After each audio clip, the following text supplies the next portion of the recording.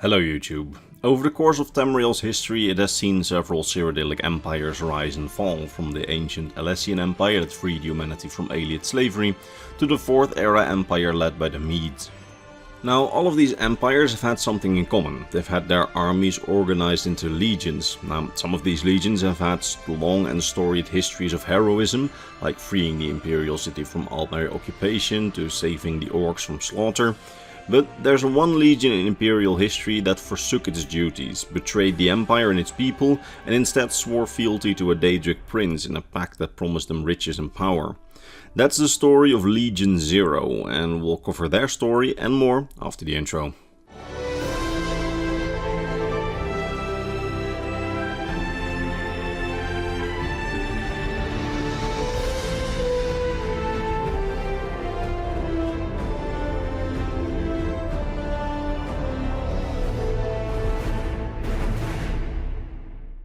So, Legion Zero, the infamous Imperial Legion that sold out to the forces of the Daedra and helped them destroy the Empire, occupy the Imperial City and subjugate its population back in the Second Era.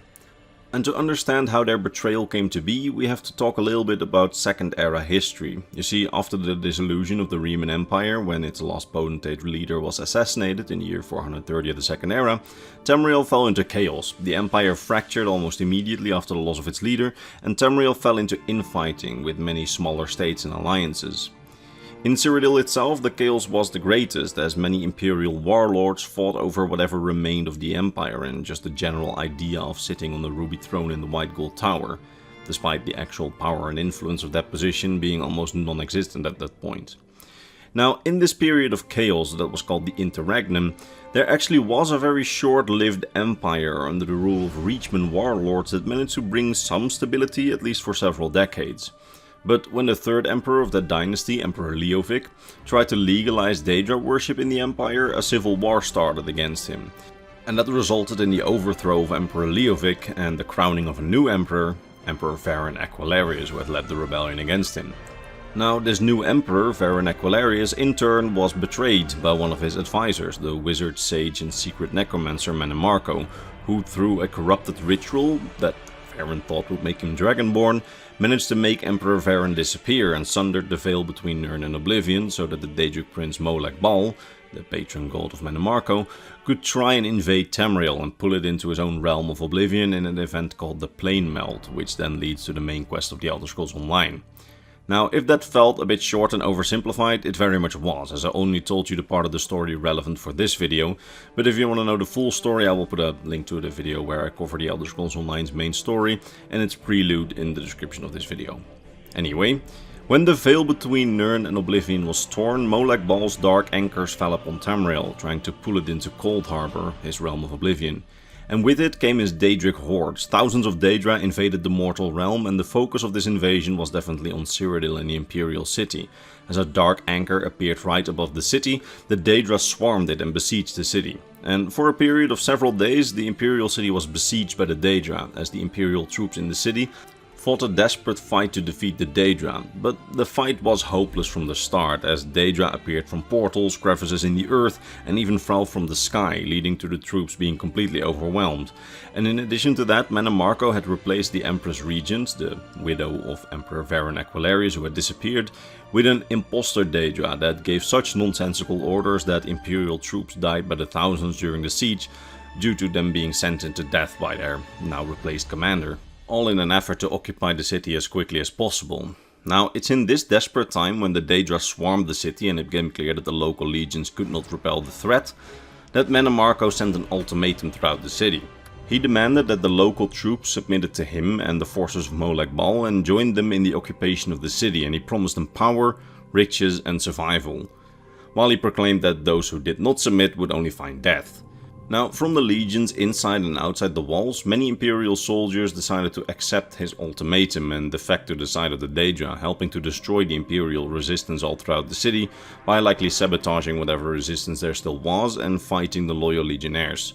These traitors became known as Legion Zero, who would stay in the city to help occupy it and terrorize whatever was left of the local population after it had fallen. And while shirking their loyalties like that is very dishonorable, It's not very strange that so many accepted the ultimatum by Mannimarco. You see, from overheard dialogue of Legion Zero soldiers, it becomes clear that at least some of them, to an extent, felt like they were doing the right thing. You see, prior to the invasion, what was left of the Empire was already in a pretty bad state, and it seems that many hadn't gotten paid in quite some time, likely not being able to feed their families as a result. And Mannimarco actually did deliver on his promise, as all of the Legion Zero soldiers seemingly got paid pretty well.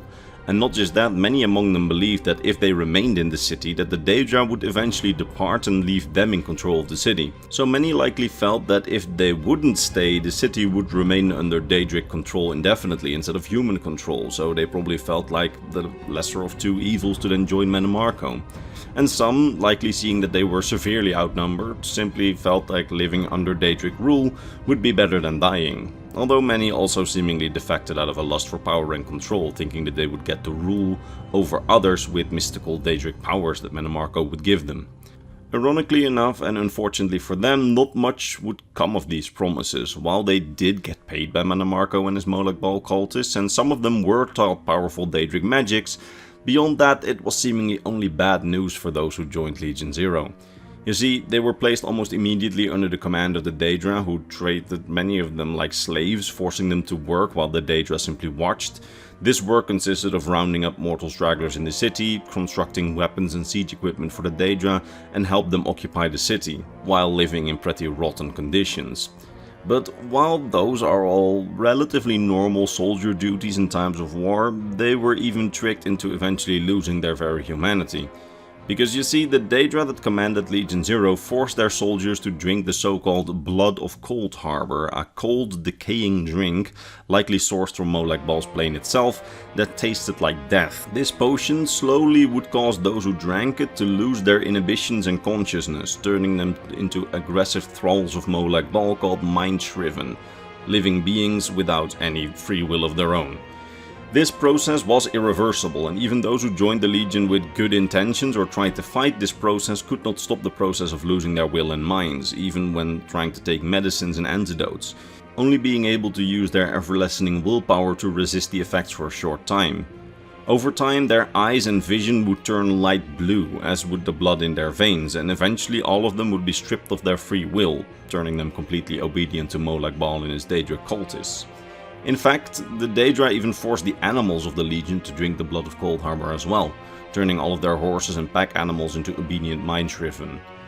All in all, a pretty grim fate, and it seems that some among them, at least those that understood finally what was happening to them, were really unhappy with their fates, but once they had drunken the substance, there was no way back and they would eventually fall under Molag Bal's control. And simply not drinking the potion apparently wasn't an option, as Molag Bal's cultists used it as a sort of proof of loyalty, and if you didn't do it, well, you would simply be killed. But still, I think that might be a better fate than being under Molag Bal's control forever, because that would be likely the ultimate fate of most of these soldiers, stripped of their free will, mindlessly serving the Daedric prince, until after some time the city would eventually be freed.